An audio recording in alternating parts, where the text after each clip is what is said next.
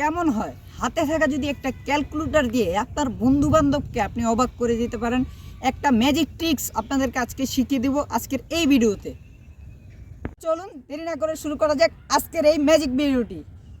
তো ভিডিওটি যদি আপনাদের কাছে ভালো লাগে তাহলে লাইক কমেন্ট শেয়ার করতে ভুলবেন না, অবশ্যই চ্যানেলটিকে সাবস্ক্রাইব করে রাখবেন। তো চলেন শুরু করি আজকের এই ম্যাজিক ভিডিওটি। তো একটু স্ক্রিনের দিকে লক্ষ্য করুন, আপনাদেরকে ডায়লগটা আগে শিখিয়ে দিই, তো তারপর আমরা মূল ক্যালকুলেশনে যাব।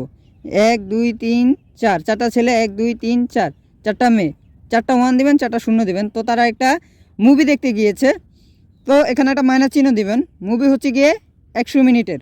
তো একটা ছেলে আরেকটা মেয়ের কাছে ভাবতেছে আমার গার্লফ্রেন্ডটা ওই পাশে, যদি এই পাশে আসতো, মানে 4 জন ছেলে ভাবতেছে।